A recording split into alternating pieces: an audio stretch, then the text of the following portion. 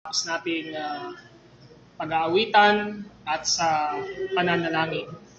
Handa po natin ang ating mga sarili sa ating pong paikinig ng salita ng ating Panginoong Diyos. Bago po tayo mag-start, let us pray. Panginoon po naming Diyos na banal at makapangyarihan sa lahat, marami pong salamat sa umagang ito sa muli po na pagpaparinig ng inyong naisulat na salita sa banal na kasulatan. Ang dalangin ko po ay patuloy niyong pagpalain ang mga salitang ito sa puso, isipan ng lahat ng nakikinig at nag-aaral ng inyong mga salita. Alam ko, Panginoon, na sa pamamagitan ng pagkilos ng banal na Espiritu ay tutulungan niyo na maintindihan namin ang lahat ng ito. Lalong-lalo na po, Panginoong Diyos, sa layunin ng aming mga buhay at kung kainino namin talaga ito matatagpuan. Tulungan niyo po na sa pamamagitan ng pag-aaral namin sa Book of Ecclesiastes sa araw na ito ay makita namin ang pinakakahulugan ng aming buhay na inyong ibinigay. Magdala po ito ng pagbabago at pagkagising sa aming pong spiritual na katatayuan. Alam namin na sa pamamagitan ng inyong salita ay patuloy na ipinagkakaloob ninyo ang lahat ng kailangan namin sa aming pananampalataya at relasyon sa inyo. Nawa po sa pamamagitan ng mga aral na ito ay muli niyo po kaming turuan na magpakumbaba sa inyong harapan. Hanapin ang aming kaligayahan, hanapin ang aming buong kakumpletohan ng aming buhay. Wala pong iba kundi sa inyo sa pamamagitan ni Kristo. Maraming salamat po. Ito po ang aming samot dalangin sa pangalan po ni Kristo Jesus. Amen. What is the meaning of life? Ano po ba ang kahulugan ng buhay? Paano ang layunin at katuparan at kasapatan ng ating buhay kung kanino natin matatagpuan? Paano tayo magkakaroon ng pagwalang hanggang kasapatan sa buhay natin na dapat na natatanggap natin? Maaaring ito po yung tanong natin sa ating mga sarili.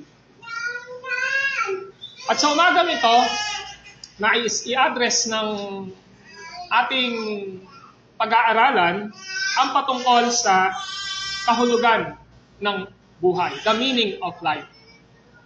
Sa punto pong ito, nais ko na hilingin na buksan po natin ang ating mga Biblia sa libro po ng Ecclesiastes o ng mga ngaral. At ganito po ang sabi ng Word of God sa pamamagitan po ng sumulat ng mga ngaral. Mga ngaral chapter 1 verse 2. Nasa lumang tipang po yun. Okay? Mga ngaral chapter 1 verse 2. Muti, baka pwede mong type. Ang sabi po dito ay ito: walang kabuluhan, walang halaga ang lahat ng bagay. Verse 3, magpakahirap ka man, gumawa ka man ng gumawa, ay wala rin mapapala. Ang ating title sa umagang ito, The Meaning of Life, ang kahulugan ng buhay. Naitanong ko kanina sa inyo na ano ba talaga ang kahulugan ng buhay natin? Most of us, hindi na mga bata, iilan lang yung baby at saka mga bata na narito. Siguro naiisip natin, ilang taon na ba tayo ngayon? Diba? At totoo naman na habang lumilipas ang araw, buwan at taon ng buhay natin, hindi tayo pabata, kundi tayo ay padating sa pagtanda at lumalapit din tayo sa katotohanan ng buhay natin na mamamatay tayo sa mundo ito kung hindi pa babalik si Kristo. At ngayong umagang ito, katulad ng binasa natin sa libro ng Ecclesiastes, marami itong gustong i-point out sa atin o ituro sa ating lahat na narito. Yung Ecclesiastes, makikita natin, napakarami niyang goal sa kanyang buhay. Ano ba ito? Marami siyang gustong marating sa kanyang buhay. Subalit mapapansin natin, sa paglipas ng mga panahon ng sumulat ng Ecclesiastes, napansin niya na yung lahat ng kanyang ginagawa, kapag ikinumpara sa tunay na layunin at kasapatan ng buhay, parang hindi niya doon natagpuan ang lahat.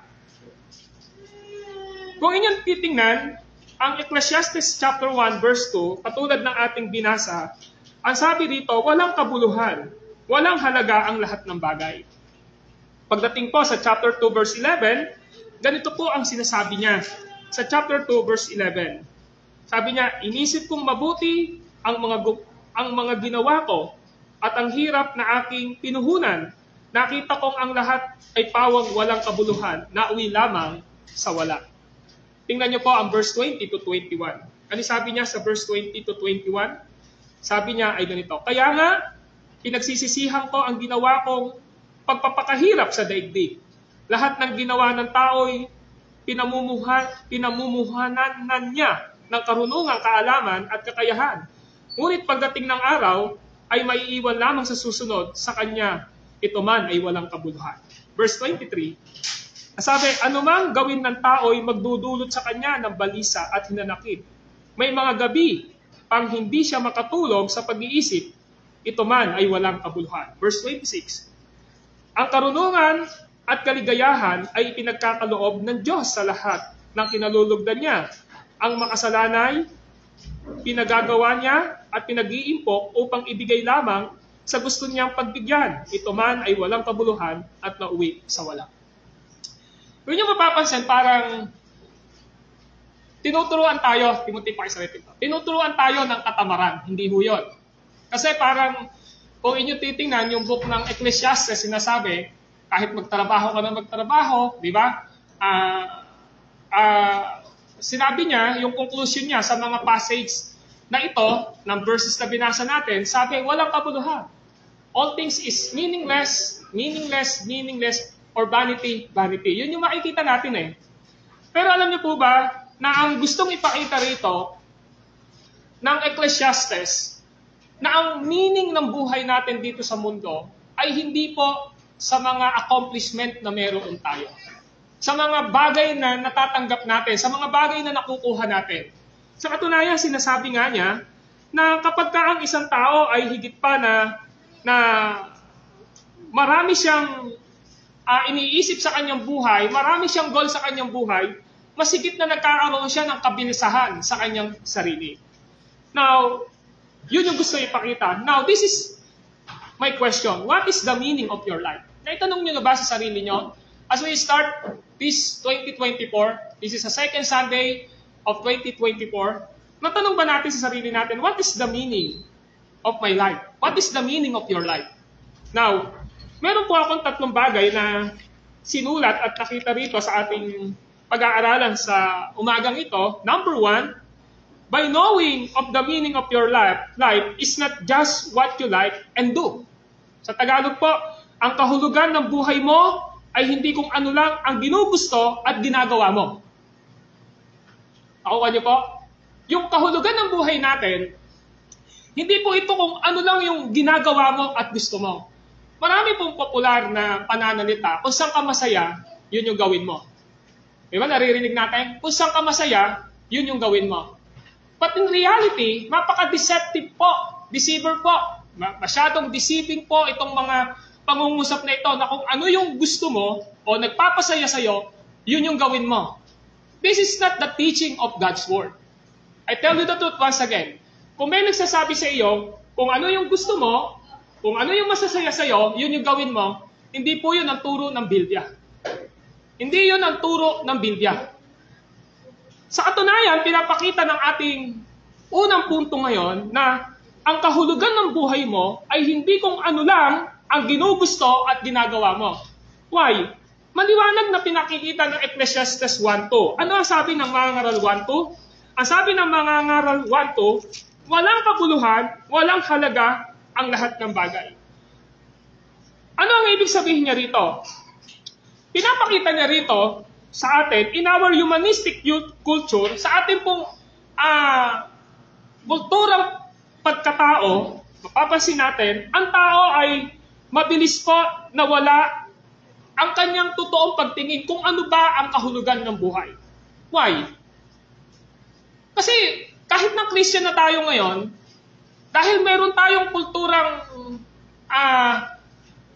ini-involve ng ating mga sarili, sometimes ito ay nagbibigay sa atin ng malakas na paghatak. Diba? Kahit na Christian ka na kahit na Christian ka na, alam mo, yung pinaka-purpose ng Diyos sa iyong buhay, kapag nandun ka sa isang kultura na ang mga tao ay ganito ang ginagawa, mas pwedeng mangyari na ma-influensyahan kanila. Di po ba? So ang sinasabi ko ngayon dito, sa makataong kultura, mapakadali na mawala sa ating isipan, ano ba talaga ang kahulugan ng ating buhay?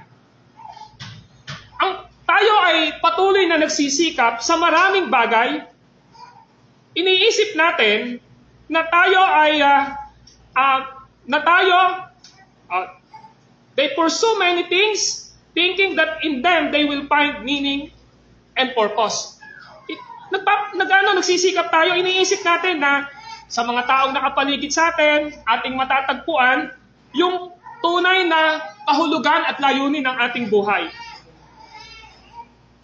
Dapat nating maintindihan na sometimes pinapriority natin at iniisip natin sa ating mga buhay, ang kahulugan ng buhay ko ay kailangan magtagumpay ako sa hanap buhay ko, sa kalusugan ko, sa maayos na relasyon, saan? Sa mga tinatawag na sa mga entertainments, dapat kailangan na aliw ako sa pag-aaral ko and doing good to others, yung paggawa natin sa iba. Pero mga kapatid, people have testified that while they achieved this goal, there was still a deep void inside, a feeling of emptiness that nothing seemed to fill. Maraming tao, successful sila. Maraming tao, lahat ng bagay nasa kanila. Pero parang meron pang puwang, meron pang kulang sa kanilang mga puso. Diba? Maraming tao, kahit na makita natin yan, politician, makikita natin mga celebrity, makikita natin mga tao na mayaman, nasa middle class, nasa higher class ng estado ng buhay, marami sa kanila nagsasabi, parang meron pang kulang sa aking sarili. At alam nyo, kung kayo ay pamilyar sa pelikula na Rewind, napanood nyo ba yung Rewind?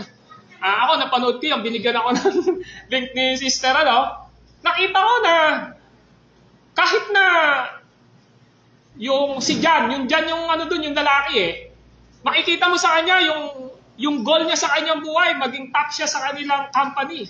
And then suddenly, hindi siya yung napili, ano yung nangyari sa kanya? Na-disappoint siya di ba? Dahil sa kanyang pagdidesire na sana, siya yung maging pinaka-CEO ng kanilang company, binaliwala niya yung kanyang pagkukulang. Marami siyang pagkukulang saan? Sa kanyang pamilya, sa kanyang anak. Gusto niya na ma-achieve yung kanyang goal sa kanyang tinatahak na larangan ng kanyang buhay. Pero nung pumili po, hindi siya yung napili. Ano yung nangyari sa kanya? Na-disappoint po siya di ba? Na-disappoint siya. Ibig sabihin, when we are expecting sa buhay natin na ang meaning ng buhay natin ay doon sa mga na-achieve natin, meron pa rin pong kulang. Hindi pa rin po tayo mapapanatag. At yan ang pinaka sinasabi ngayon ni Haring Solomon, na sumulat ng Ecclesiastes, na sumulat ng mga ngaral. Well, ang salitang mga ngaral, ito po ay isang pagpapayo, ito po ay isang pagtutuwid, ito po ay isang pagkukorek sa way of life ng bawat isa sa atin. Napaka-practical ng turo ng mga ngaral ni Haring Solomon. Now, letter A. Who is King Solomon? Ano ba? Sino ba si Solomon? Ano ba yung buhay niya? The author of the Ecclesiastes looked for the meaning of life in many vain pursuits. Makikita natin, yung may akda po ng mga ngaral, nakita niya na ang kahulugan ng buhay ay ipagpatuloy mo man ito, parang walang saysay. Vain, di ba? and vain, parang makikita natin. Dinidescribe niya yung kanyang nararamdaman dito sa chapter 1 verse 2. Ano ba yung nararamdaman ng mga ngaral? Ang nararamdaman ng mga ngaral at kanyang pinapakita yung emptiness. Yung emptiness, yung merong kakulangan sa kanyang buhay. Ano ba yung emptiness na wala na hinahanap niya? Dumating sa punto, siguro kung titingnan natin sa mga nagsasabi na nadidepress siya, siguro this is the expression of depression of King Solomon eh. Di ba? What is the depression of King Solomon? Spiritual depression niya. Ang sinasabi niya ngayon dito sa verse 2, meaningless, utterly meaningless, everything is meaningless. Yun yung sabi niya sa verse 2. Sinasabi niya ngayon dito, walang halaga, siguradong walang halaga. Ang lahat ng bagay ay walang halaga. This is the expression ng isang tao na dumadaan sa spiritual depression ng kanyang buhay. So, yun yung sinabi ngayon ni Haring Solomon. Who is Solomon? Sino si Solomon? Ang may akda ng Ecclesiastes o mga ngaral ay napakayaman. Hindi kaya sukatin ang kanyang kayamanan. You see? Hindi natin masusukat yung kanyang yaman. Yung kanyang karunungan sa sino man tao sa kanyang panahon. At sa panahon natin, walang makapapantay sa karunungan ni Haring Solomon. Yan ang sinasabi ng Biblia. At alam niyo po ba, hundreds of women, meron siya. 700 na asawa at 300 concubines na meron siya. Just imagine, 1,000. Ang problema doon, isang arawin mo man yun, 365. Time is siguro mga 3.5 years mo bibigyan ng schedule itong mga babaeng ito. 1,000 na babae na meron siya. Napansin niyo? Hundreds of women, places and gardens that were the envy of kingdoms. Siya ay, pag tinignan natin, marami siyang lugar, yung kanyang mga gardens na ginawa, na nilagay, napakarami at naiingit sa kanya yung maraming mga kingdom sa panahon niya. The best food and wine, pinakamainam na pagkain, pinakamainam na alak, meron siya, and every form of entertainment available. Yung mga kaaliwan, kapag gusto niya ng kaaliwan, hindi niya pwedeng hindi matanggap yon. Kung gusto niya magpaaliw sa babae, 1,000 nga, aaliwin siya. Siguro ba? Kung titingnan natin yung form of entertainment, pagpapatawag siya ng mga musician, kakantahan siya. Siya ho ang pinakakilala. Siya ang pinakamayaman. Siya ang pinakasikat na hari sa panahon niya. Alam niyo, Solomon said at one point that anything his heart wanted, he got. Natatanggap niya. Wala pong ginusto si Solomon na hindi niya nakuha. Yan ang sinasabi ng Ecclesiastes chapter 2 verse 10. Now listen. Ang sabi rito ay ito, wala akong ginustong hindi ko nakuha. Napansin niyo? Pag ginusto ni Solomon, makukuha niya. Walang pwedeng hindi kumuha. Paano? Papasin natin, napaka-powerful niya. Makapangyarihan siya. Yet Solomon sum up life. Sinama rin niya, binuod niya yung kanyang buhay. At ang sabi ho niya, dito sa kanyang sulat, sa Ecclesiastes 3:9-15. Ano ang sabi niya? Sa Ecclesiastes chapter 3, verse 9-15. Ang sabi niya ngayon dito sa Ecclesiastes chapter 3, verse 9-15 ay ito. Sabi niya, ano ang mapapala ng tao sa kanyang ginagawa? Alam ko na ang itinakda ng Diyos sa tao. Iniaangkop niya ang lahat ng bagay sa kapanahunan. Ang tao ay binibigyan niya ng pagnanasang alamin ng bukas, ngunit hindi binigyan ng pagkaunawa sa ginawa ng Diyos mula sa pasimula hanggang sa wakas. Verse 12, alam kong walang pinakamabuti sa tao, kundi magpakaligaya at gumawa ng mabuti habang siya'y nabubuhay. Alam ko rin kalooban ng Diyos na ang tao'y kumain, uminom, at magtamasa sa bunga ng kanyang pagpapagal. Yaoy kaloob ng Diyos. Verse 14, alam kong mamamalagi ang lahat ng ginawa ng Diyos. Wala nang kailangang idagdag. Walang dapat bawasin. Gayon ang ginawa ng Diyos upang ang tao'y magkaroon ng takot sa Kanya.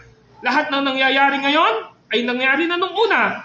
gayon din ang magaganap pa, paulit-ulit lamang ang pangyayari. So ano papansin natin dito? Now, si Solomon, tiningnan natin kung anong uri ng buhay na meron siya. Yet, Solomon sum up his life. May kanya-kanyang panahon sa ilalim ng araw.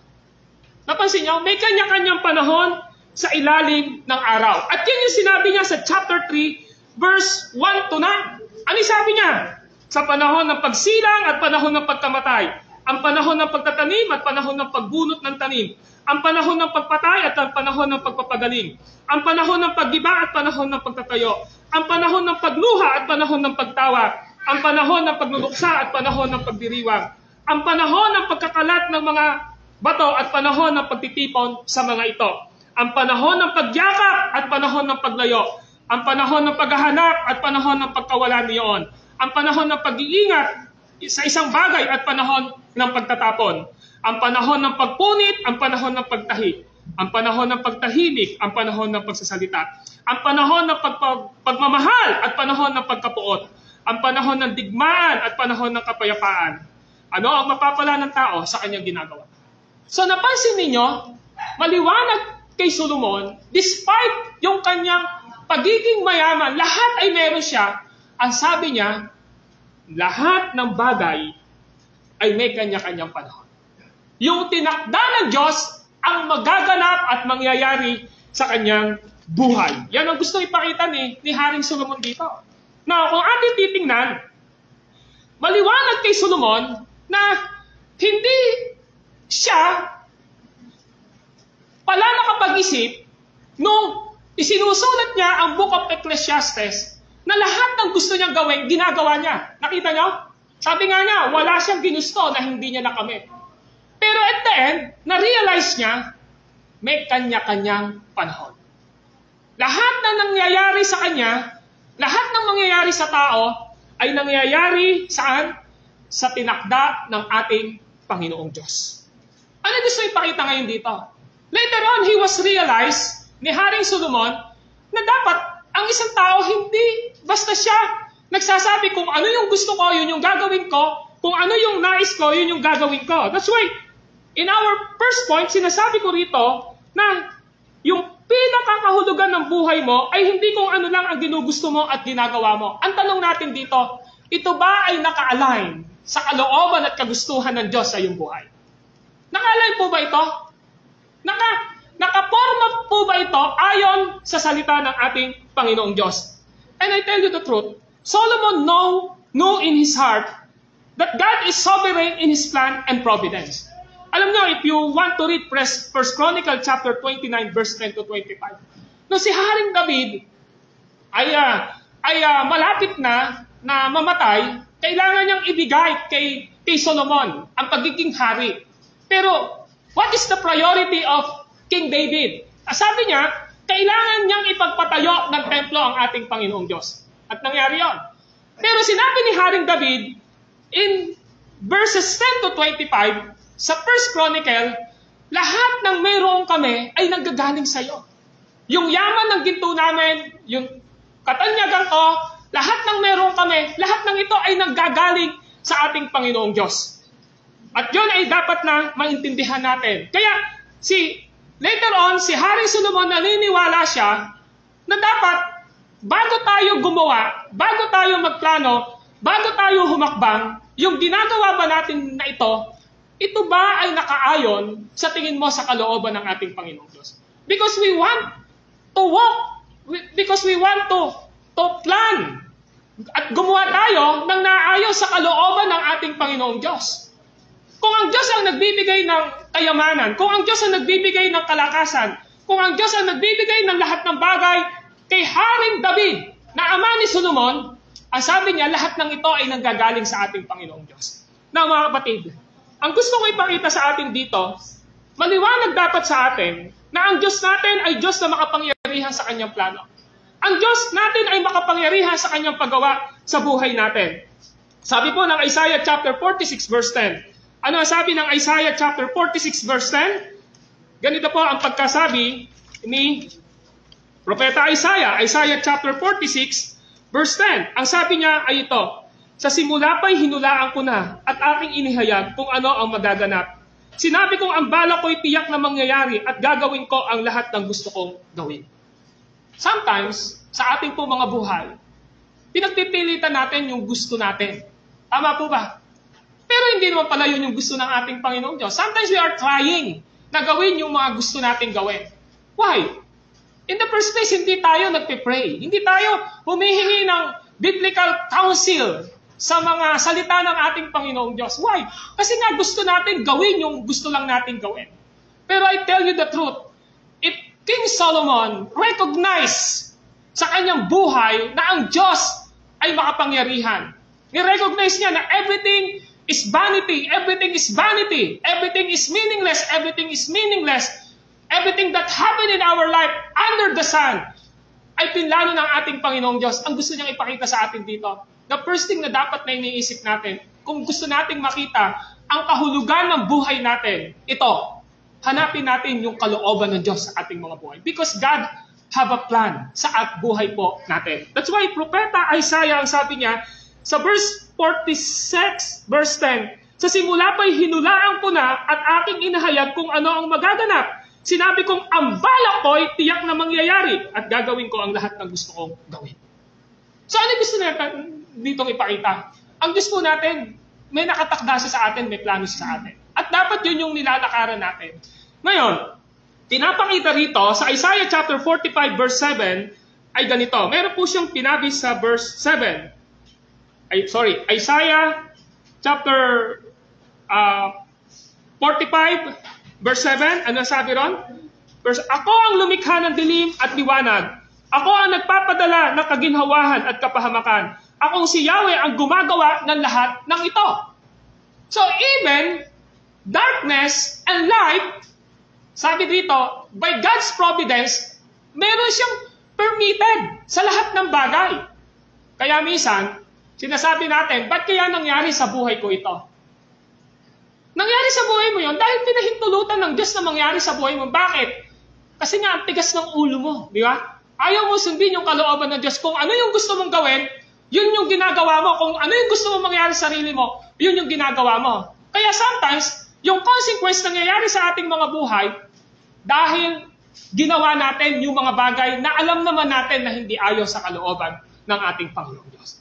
Mga kapatid, ang pinakakahulugan ng buhay natin ay matatagpuan natin sa Diyos. Sa kanyang plano, sa kanyang kalooban. Kaya nga dapat bago tayo magdesisyon sa ating mga buhay, I tell you the truth, consult the Word of God. Amen? Consult the godly and knowledgeable to the Word of God. Hindi yung nagdidesisyon tayo ng ating mga sarili. Sometimes makikita mo, mali na yung naging desisyon. Why? Kasi gusto masunod yung kanyang sarili. And this is what happened sa buhay po ni Haring Solomon. Sinabi niya, lahat ng bagay meron ako. But the end, merong empty. Merong puwang. Merong kulang sa akin. At ano yung kulang niya? Yung pananaw niya na lahat ng nangyayari sa mundong ito ay merong pinlano ang Diyos at dapat yun yung kanyang lakaran sa kanyang buhay. Amen po ba? Number 2. Ito ang tanong ko ulit. What is the meaning of your life? Nakita natin, ang kahulugan ng buhay mo ay hindi kung ano lang ang ginugusto at ginagawa mo. Second, by knowing of the meaning of your life. What is the meaning of your life? You are created in the image of God and yet fall into sin. Mga kapatid, nilikha tayo ng ating Panginoong Diyos. Tama po ba? We are created in the image of God and yet fall into sin. Nahulog sa kasalanan. Now mga kapatid, please open your Bible in Genesis 1:26 at dito natin makikita yung pinaka-highest purpose ng Diyos sa buhay ng bawat isa sa atin. Kapag alam natin itong Genesis chapter 1 verse 26, malalaman natin kung ano ang purpose ng Diyos sa buhay natin. Now Genesis 1:26 tell us, pagkatapos likhain ang lahat ng ito, sinabi ng Diyos, ngayon, lalangin natin ang tao, ating gawin siyang kalarawan natin. Siya ang mamamahala sa mga isda, mga ibon at lahat ng hayop, maging maamo o mailap, palaki o maliit. Nilalangan ng Diyos ang tao ayon sa kanyang larawan. Lumanang siya ng isang lalaki at isang babae, at sila'y pinagpala. Mga kapatid, dito pinakikita na ang kahulugan ng ating mga buhay ay yung ibalik natin yung pinaka-design ng Diyos sa atin. And what is the design of God sa buhay ng tao? We are created in the image of God. Nilikha ho tayo sa wangis ng Panginoong Diyos. Now, nang hindi pa nahuhulog sa kasalanan, si Adan, in Genesis chapter 3, malinaw sa kanila ang lahat ng ito. The image of God here in verse 26 give us the true meaning of our lives. Ito yung nagbibigay ng kahulugan sa tunay na buhay natin. Kung ikaw ba, nasa isipan mo, nilikha ka ayon sa wangis ng Diyos, ano ba yung magiging purpose ng buhay mo? Di ba? Pero ang problema, nahulog nga sa kasalanan ng tao. Ay, Awit 51 verse 5, ako'y masama na buhat ng isilang, makasalanan ng inuwan. Romans chapter 5 verse 12, pumasok ang kasalanan sa pamamagitan ng isang tao si Adan, at sa pamamagitan niya, lumaganap ang kasalanan sa lahat ng tao. Now, the purpose of our lives ay dapat nating ibalik sa disenyo ng ating Panginoong Diyos. What is the word image? Ano ba yung salitang image? Ang salitang wangis ay hindi natin katulad ang Diyos. Hindi natin siya katulad sa kanyang person, sa kanyang pagiging God. Hindi natin siya katulad. The word image here, according to Apostle Paul, is knowledge, righteousness, and holiness. Now, open your Bible in Ephesians 4:23 and 24. Sa Ephesians chapter 4, verse 23 to 24, sinasabi ngayon ni Paul dito kung ano ang ibig sabihin ng salitang wangis. Ephesians chapter 4, verse 23. Ganito ang mababasa natin.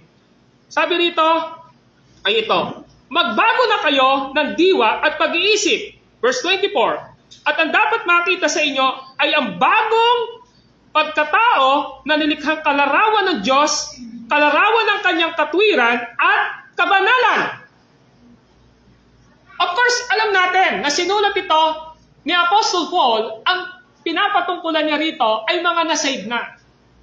Kapag ang isang tao ay nasave o ligtas na, ano ang meron siya? Sabi ng verse 22, iwanan na ninyo ang dating pamumuhay. Iwanan. Pagdating ng verse 22 ng ikalawang bahagi, hubarin na ninyo ang inyong dating pagkatao na napapahamak dahil sa masamang pita. Verse 23, magbago na kayo. Magbago na kayo ng diwa at pag-iisip. Verse 24, at ang dapat makita sa inyo ay ang bagong pagkataong nilikhang kalarawan ng Diyos, kalarawan ng kanyang katwiran at kabanalan. Alam niyo bakit ho kailangan nating ibihis ang binabanggit dito na kalarawan ng Diyos? Dahil ang isang tunay na naligtas, na-restore dahil kay Kristo, ang pamumuhay niya ng may kabanalan. Ang pamumuhay niya na may katwiran. Ang pamumuhay niya na mayroong kaalaman sa salita ng Diyos. In Genesis chapter 3, nang nahulog sa kasalanan, si Adan, sa pamamagitan ni Eva, ang holiness, ang righteousness, at ang knowledge ay nawala. Kaya mahalaga na dapat nating maintindihan sa pamamagitan ng image ng ating Panginoong Diyos na ito, nakikita natin yung purpose ng Panginoon sa atin. And what is the purpose of God? In His original creation, nang tayo ay nilikha ayon sa wangis ng Diyos, to glorify Him. To glorify God. Amen po ba? Luwalhatiin ang Diyos. Mga kapatid, kapag pinag-aralan natin ng Genesis, mapapansin natin at makikita natin na mayroong clue ang kahulugan ng buhay. Kung bakit ang Diyos ay nilikha ang sangkatauhan ayon sa kanyang image dito sa 1:26. Tayo po ay espesyal na ginawa ng Diyos. Espesyal yung pagkagawa ng Diyos sa atin. Why? Well, yung mga lahat ng kinrate dito by words. Magkaroon. Pero nang nilikha niya ang tao, ginamitan ho niya ng kamay. Di ba? Hinubog niya. Kumuha siya, hinubog niya, and that is material.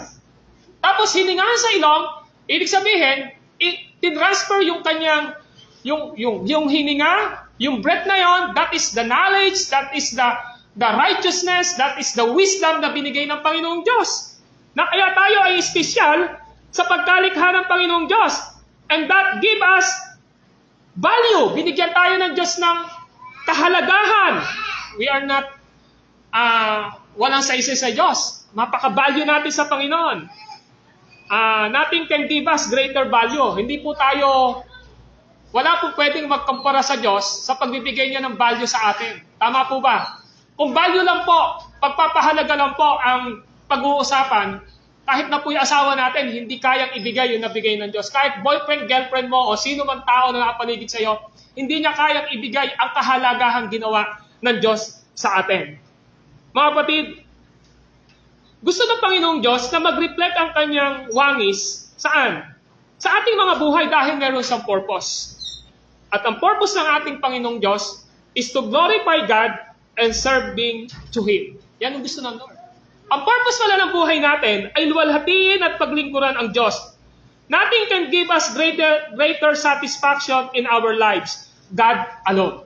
Wala pong magbibigay sa atin ng kasiyahan sa ating buhay, kundi ang Panginoong Diyos lamang. Amen po ba? Mga kapatid, before mankind fell and curse of sin came upon the earth, there are significance related to the meaning of life.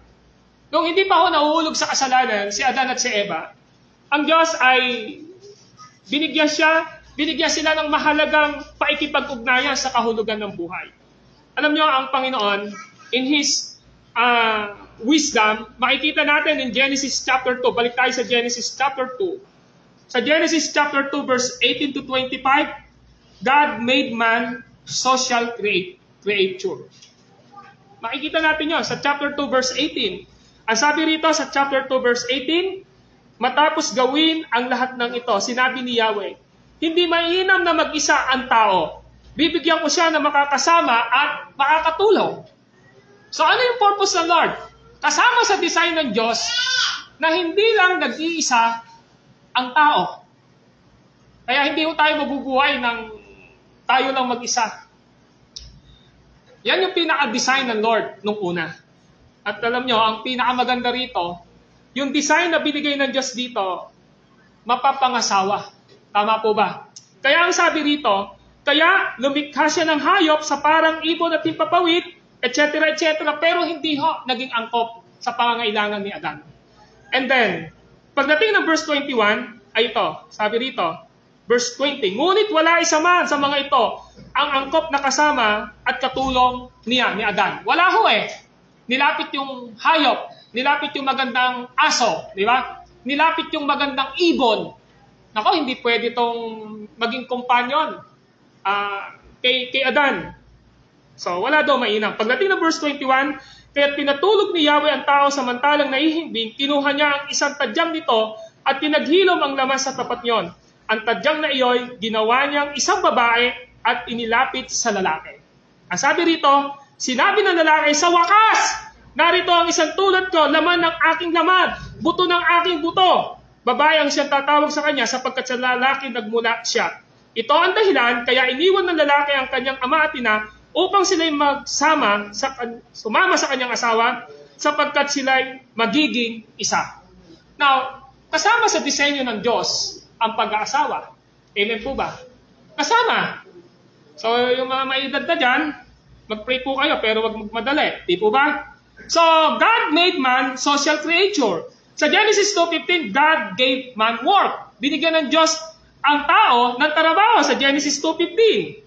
Ang sabi ng Genesis 2:15, iniligay ni Yahweh ang tao sa halamanan ng Eden upang ito'y pangalagaan at pagyamanin. So may trabaho. Pagdating ng Genesis 3:8, God had fellowship with man. Genesis 3:8. Ano sabi ng 8? Pagdapit hapon, narinig nilang naglalakad sa halaman at si Yahweh, kaya't nagtago sila sa kahuyan. So may fellowship sila sa Panginoong Diyos. Yung maayos yung relasyon nila before silang mahulog sa kasalanan. And number 4, God gave man dominion over the earth. Genesis 1:26. Ang sabi doon, siya ang mamamahala sa mga isda, etc., etc. Ang mga katotohanan ito ay meron po itong kahalagahan na merong kinalalaman sa kahulugan ng buhay natin. Di ba? Kung inyong papansinin, the purpose of life, nilikha tayo ng Diyos para meron tayong paikipag-ugnayan sa mga tao. Di ba? Nilikha tayo ng Panginoong Diyos para magtrabaho. Nilikha tayo ng Panginoong Diyos para magkaroon ng asawa, magkaroon ng makakasama sa buhay. Nilikha tayo ng Panginoong Diyos para mamahala sa mundong ito. Lahat ng ito, binigay ng Diyos, pero hindi po ito ang pinaka-ultimate na buhay ng tao. Tama po ba? Why? Ito yung punto ko po. Pakinggan nyo po, mga kapatid. God intended mankind to have fulfillment in life. Ang Diyos ay sineryoso niya na ang sangkatauhan ay magkaroon ng kaganapan sa kanyang buhay. But our condition, especially touching our fellowship with God, was adversely affected by the fall into sin and the resulting curse upon the earth in Genesis 3. Mapapansin nyo, ang Diyos binigay na niya yung lahat ng bagay sa unang nilikha niya. Tama po ba? Ang tanong natin, doon ba nila nakuha yung lahat ng kasapatan nila? Bagamat sinasabi ng Lord, ito yung tamang pananaw mo, saan? Sa paikipag-ugnayan mo sa tao. Ito yung dapat na maging pananaw mo sa trabahong meron ka. Ito ang pananaw mo sa iyong asawa at sa mga magiging anak niyo. Ito ang pananaw mo kung paano kang magiging superior sa lahat, sa negosyo, sa hanap buhay na meron ka. Pero kung mapapansin natin, hindi pa rin po naging sapat ito para kala Adan at Eva. Ano yung nangyari sa Genesis chapter 3? Lahat ng bagay na ito ay nasa kanila na sa Garden of Eden. Pero ano yung tanong natin? Naghanap pa rin po sila ng sasapat sa kanilang kagustuhan. At pagdating ng Genesis chapter 3, dinisobey nila yung Panginoong Diyos. Nahulog sila sa kasalanan. Now, Genesis chapter 3, nagpapatunay ito sa atin na kung hahanapin natin ang kahulugan ng ating buhay sa sariling kagustuhan ng ating mga kamay, sa desire na gusto natin pagnanasa, sa karunungan at kaalaman na meron tayo, hindi pa rin po tayo makukontenta. We have no contentment. By nature, even we are Christian, we have no contentment sa ating mga buhay. Tama po ba? And this is what happened kay Adan at kay Eva. Binigay ng Diyos yung lahat ng bagay para sa kanila. Pero at the end, hindi pa rin sila nakontento. They was obeying the word of God na ibinigay sa kanila. Napansin nyo? So one thing na dapat nating maintindihan dito, mga kapatid. Bagamat ang Diyos may mapakagandang plano, we are created in His image. Ang Diyos ang nagbibigay ng kailangan natin sa ating mga buhay. Minsan pag natanggap na natin yon, ano yung nangyayari sa atin? Wala pa rin tayong kakontentuhan. Tama po ba? Ano pa rin yung nangyayari sa atin? Ang nangyayari pa rin sa atin, gusto nating masunod yung sariling pagnanais natin, gusto pa rin nating masunod, alin? Yung gustong gawin ng ating mga kamay, ng ating mga sarili, gustong gawin ng ating karunungan, gustong gawin ng ating kaalaman. At kapag nangyari po yun, mga kapatid, hindi natin nalalaman yung pinaka-purpose ng Diyos sa buhay natin. Nangyari po kay Adan yun eh. Nangyari po kay Eva yun eh. Meron sila ng lahat ng bagay. Dapat alam nila kung paano nila gagamitin yung kanilang paikipag-usap, paikipag-ugnayan sa mga tao. Kung ano ba yung trabaho na magiging ethics nila. Kung ano ba yung dapat na maging pananaw nila sa asawa at mga anak nila. Kung ano ba yung pananaw nila sa pagiging superior nila sa ibang tao. Pero at the end, hindi pa rin po sila nakontento. Ano ibig sabihin nito? Wala po ang kakontentuhan ng isang tao. Saan? Kahit na meron kang asawa, meron kang anak. Partial lang po yun. Hindi ho yun yung ultimate contentment natin. Ang Diyos pa rin po. Pangalawa, kahit na po nakikipag-usap ka, nakikipag-fellowship ka sa maraming tao, kapag kasama mo sila, panandalian lang po yun. Nasa Panginoon Jesucristo pa rin po. Di ba masayang-masaya ka pag may kausap ka? Pero pag naghiwalay na kayo, malulungkot ka na naman. Hahanap ka na naman na makakausap mo. Nagpapakita yun na ang pangkontentuhan natin sa Panginoon. Kung tayo man ay binigyan ng trabaho ng ating Panginoong Diyos, hindi po yun ang pinaka-ultimate na kasiyahan natin nasa Panginoon pa rin.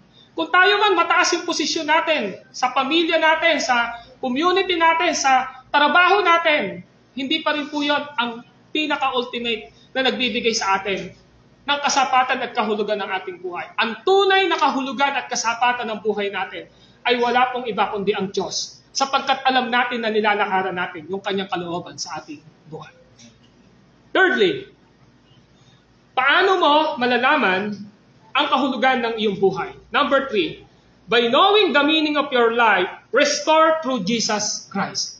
If you want to have sa iyong buhay ng tunay na pananaw ng kahulugan ng iyong buhay, look unto Jesus. Tumingin tayo sa ating Panginoong Jesucristo. Mga kapatid, ang katotohanan ng kahulugan ng ating buhay, parehas na ngayon at sa walang hanggan, ay matatagpuan lamang natin saan? Sa ating pakikipagrelasyon sa ating Panginoong Diyos. Mga kapatid, ang restoration ay posible lang po sa pamamagitan ng ating Panginoong Jesucristo, na siyang naging dahilan kung paano tayo napatawad ng ating Panginoong Diyos. Yan yung totoong buhay. Ang totoong buhay natin ay nasa ating Panginoong Jesucristo. Most of us, kinasabi natin sa ating mga sarili na si Jesus ay Panginoon ng aking buhay. Alam niyo ba yung salitang Lord? Alam niyo ba yung salitang Panginoon? Kapag sinabi mo na si Jesus ay Panginoon ng iyong buhay, hindi mo na pag-aari ang iyong sarili. Amen po ba? Ang may-ari ng buhay natin ay walang iba kundi ang ating Panginoong Jesucristo. At dahil siya yung Panginoon natin, gumagawa tayo ng mga bagay, nag-iisip tayo ng mga bagay, nagsasalita tayo ng anumang mga bagay na nagbibigay ng kaluwalhatian sa ating Panginoong Jesucristo. Kaya ang salitang Panginoon, Kurios, ay ginamit na nagpapakita na binili tayo ng ating Panginoong Jesucristo sa napakalaking halaga. Ganyan ang pinaka-konsepto sa lumang tipan. Kapag meron kang alipin, kailangan mong bilihin yon. At kapag binili mo yon, lahat ng ipagawa mo, gagawin niya. Katulad ni Jose. Katulad ni Joseph, ni Jose. Kilala niyo ba si Jose? Nung siya ay binili, di ba? Binili siya ni Potiphar. Nung binili siya ni Potiphar, lahat ng gagawin niya ay ayon sa kagustuhan ni Potiphar, maliban lang sa kanyang asawa. Nakita niyo? Inakit siya ni Mrs. Potiphar. Gwapong-gwapo kay Joseph, di ba? O di siya yung marerape sana, hindi siya pinatulan ni Joseph, di ba? Tapos nagtatakbo siya. So nagsisigaw ngayon si Mrs. Potiphar. Ang sabi, re-rape ako ni Joseph, kaya nabilanggo siya. Ano yung pinapakita ron? Ang isang nagsasabing Panginoon niya si Kristo sa kanyang buhay, hindi mo na pag-aari ang iyong sarili, pag-aari na ni Jesus ang iyong buhay. At lahat ng gagawin mo, dapat ay ayon sa kagustuhan ng ating Panginoong Jesucristo. So yung ibig sabihin po, kaya kapag ang kakontentuhan ng buhay natin, kapag ang meaning ng buhay natin ay na kay Kristo, mga kapatid, yes, hindi ko sinasabing hindi tayo malulungkot, hindi tayo natetempt na gusto nating magkaroon ng ganito. Dumadating sa punto natin doon. But at the end, ang gagawin pa rin ng Diyos natin, ibabalik niya tayo sa tunay at diwa ng purpose ng buhay natin dito sa lupa. Nakita niyo? Ganyan yung nangyari kay Haring Solomon. Nakita natin, 1,000 na babae, meron siya. Lahat ng pagkain at inumin, meron siya. Ano pa? Nakita natin, karunungan, meron siya. Ginto, lahat meron siya. Pero at the end, meron emptiness. Meron pang kulang, parang empty. Meron siyang hinahanap sa kanyang sarili. At nag-conclude siya, everything is vanity. Everything is vanity. Wala kang may bibigay eh. Totoo naman yun eh.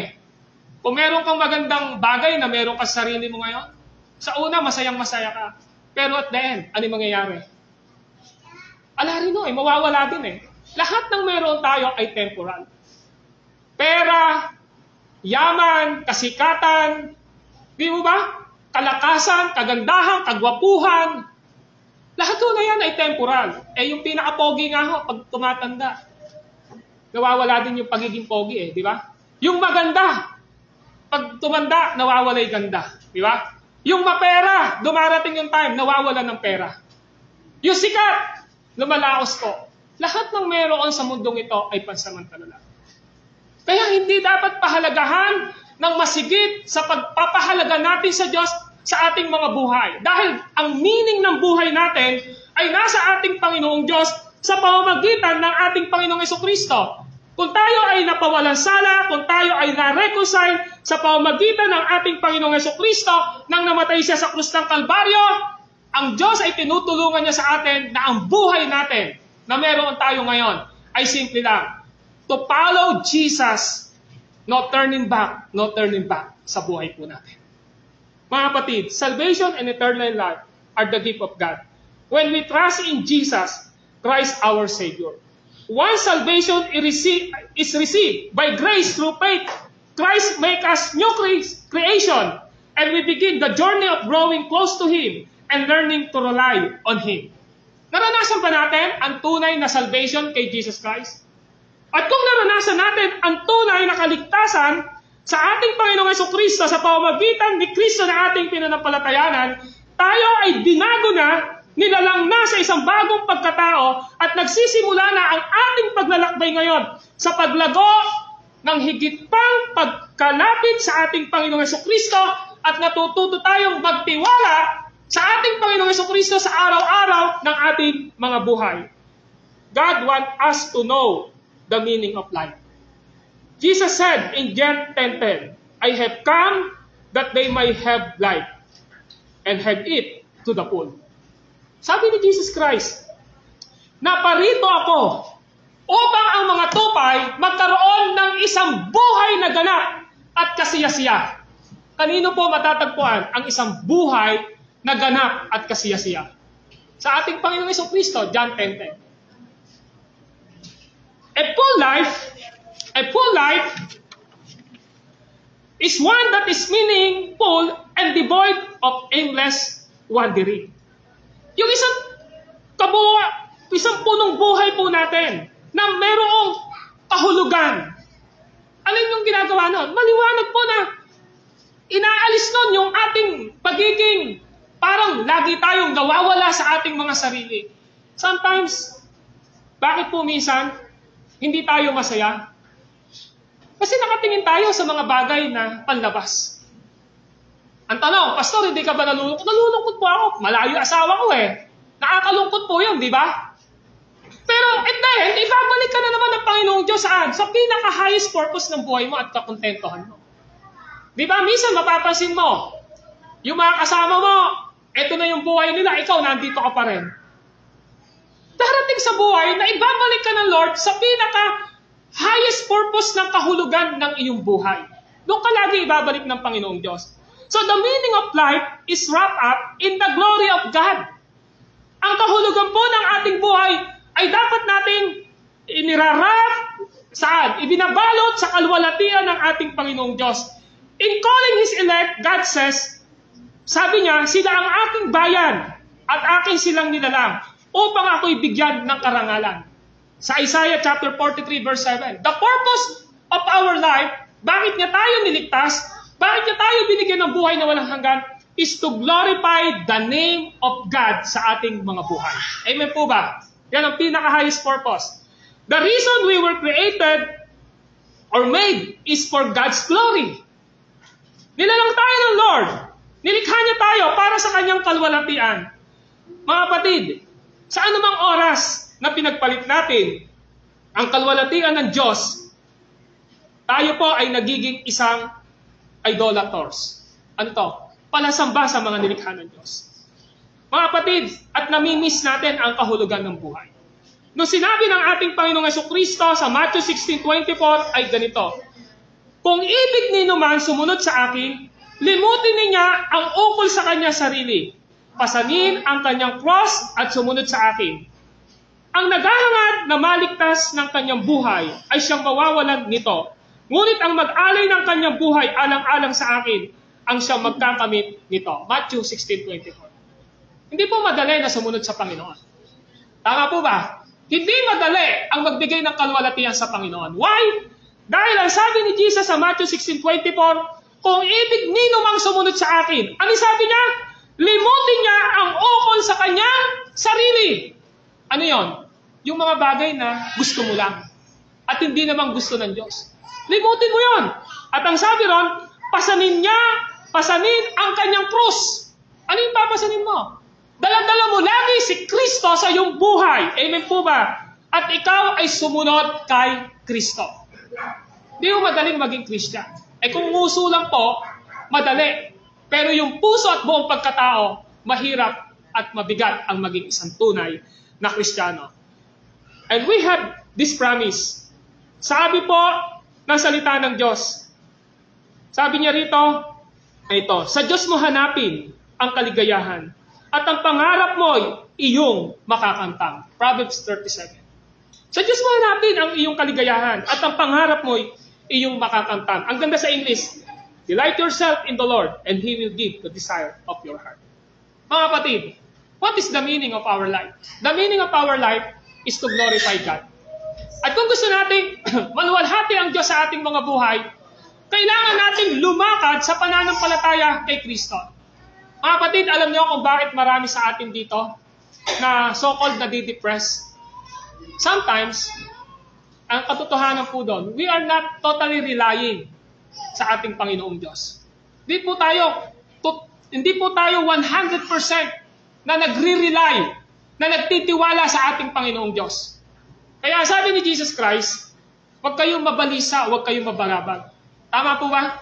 Dahil ang pagkabalisa at pagkabagabag ay ugali ng mga hintil o ng mga taong walang pagkakilala sa Diyos. So if we know the meaning of our life, isa lang po ang summary nito, to glorify God sa ating mga buhay. Amen po ba? To glorify God. At kapag naisip natin na maluwalhati ang Diyos sa buhay natin, anumang bagay na meron na nagiging hadlang sa ating buhay pananampalataya, hinihingi natin ang awat habag ng Diyos upang tayo ay magpatagumpay. So kapatid, ano ang meaning ng buhay mo ngayon? Katulad ng pasimula ko, hindi ko sinasabing masama ang magtagumpay ka sa iyong larangan ng propesyon. Maganda po yun. Nagpe-pray ka ng mga bagay na mas makapagpapabuti sa iyo at higit na magagamit para sa kalwalhatian ng Diyos. Maganda po yun. Pero tatandaan po natin, lahat ng bagay na nandito sa mundong ito, temporal lang po. Lahat ng bagay na meron sa mundong ito, ay hindi po ito nagbibigay ng kasapatan at kahulugan ng buhay natin. One thing na magiging pinakamalakas na impact na meron tayo at natatandaan ng Panginoong Diyos ay yung naging tapat ka sa pananampalataya mo at paglilingkod mo sa Diyos. Because at the end ng iyong buhay at harap mo sa Panginoon, welcome faithful servant. Are you faithful to God? Tapat ba tayo sa Panginoong Diyos? If God permitted na tayo ay nagtagumpay sa buhay natin, tanong natin, faithful servant pa tayo ng Panginoong Diyos pa rin? May trabaho ka, faithful ka rin ba? Pa rin ba na naglilingkod sa Diyos? Di ba? May hanap buhay ka, faithful ka pa rin ba na servant ng Panginoong Diyos? Everything na meron tayo ay sa purpose ng Lord, na tayo ay maging lingkod niya at nagbibigay ng kalwalhatian para sa Kanya. So the meaning of life is not external and temporal sa mundong ito. Hindi sa panlabas, hindi sa pansamantalang meron tayo sa mundong ito. Ang kahulugan ng buhay natin, ano ang ating relasyon at ano ang katayuan natin sa harapan ng ating Panginoon Diyos. Siguro this is the time to check ourselves sa buhay natin. Checkin po natin yung sarili natin. Bakit ganito yung attitude ko, yung character ko? Baka naman meron tayong problema sa pagtingin natin sa purpose ng buhay natin. Kung inggitero at inggitera ka, mawawala ka sa pinaka-purpose ng buhay mo. Tama po ba? Kung ang attitude natin ay hindi naka-incline sa Word of God, magkakaroon tayo ng malaking problema natin. We need to submit to the Word of God na kailangan makita sa buhay natin ang bunga ng pagiging isang totoong Kristiyano. At kung ang purpose ng Diyos sa buhay natin ay nasusunod, we are controlled by the Holy Spirit. And the fruit of the Holy Spirit is love. Let us pray. Panginoong Diyos na makapangyarihan sa lahat, kami po ay nagpapasalamat at nagpupuri sa inyo sa mga salita nyo na aming natanggap. Bagamat merong iba't iba kami na pakahulugan sa kahulugan ng buhay namin dito sa lupa. Pero Lord, kailangan pa rin namin siyasatin ang aming mga sarili ngayon sapagkat wala kaming ibang magiging panuntunan sa aming mga buhay kundi kayo. At ang katotohanan ng kahulugan ng buhay namin ay nasa inyo, Panginoong Diyos. Lahat ng meron kami dito ay pansamantalang kasangkapan nyo lamang upang mabuhay kami. Pansamantalang kasangkapan nyo lamang upang mapulpil ang inyong kalooban sa aming mga buhay. At ang pinaka-highest purpose ng buhay namin, ilang taon man kaming mabubuhay sa mundong ito, ay walang iba kundi dapat maluwalhati ka sa buhay namin, Panginoong Diyos. At sa kalwalhatian na naibibigay namin sa inyo, dahil sa bunga ng inyong banal na Espiritu, ito ang siyang nagbibigay ng kasapatan sa buhay po namin. Kaya Lord, tulungan nyo na maging maingat kami sa mga desisyong ginagawa namin. Huwag po kaming maging impulsive, pabigla-bigla ng mga desisyon. Huwag po kaming maging mapagdesisyon ng hindi namin kayo kinakausap, hindi namin kinukonsulta ang inyong mga salita o humihingi ng godly counsel sa mga matured na mananampalataya. Lord, wag niyo pong hayaan na ang sariling karunungan, ang sariling kagustuhan lang namin ang nangingibabaw sa buhay namin. Mula nang niligtas niyo kami, meron po kaming dapat na naiisip sa aming mga sarili. Katulad na sinasabi ng inyong salita sa 1 John chapter 2, verse 5, Panginoon, mamuhay kami katulad ng pagkapamuhay ng aming Panginoong Jesucristo. Yan ang dapat na isaalang-alang namin sa aming mga sarili.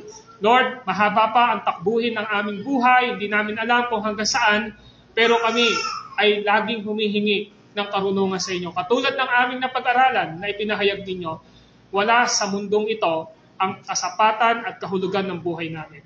Ang kasapatan at kahulugan ng buhay namin ay matatagpuan kay Kristo upang maluwalhati ka, Ama, sa pamamagitan ng paggawa ng inyong banal na Espiritu.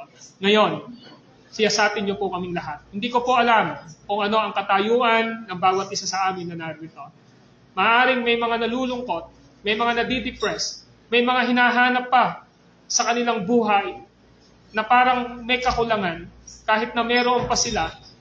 Yung iba nagsisikap na hanapin ito sa mga material na bagay, sa mga taong nakapaligid, sa mga bagay na nakikita at naririnig at nararamdaman. Pero Lord, tatandaan namin, wala doon ang tunay na kahulugan ng buhay at kasapatan namin, kundi na kay Kristo lamang. Maraming salamat sa grasya ng inyong mga salita na aming natanggap. This is our prayer. In Christ's name, Amen and Amen.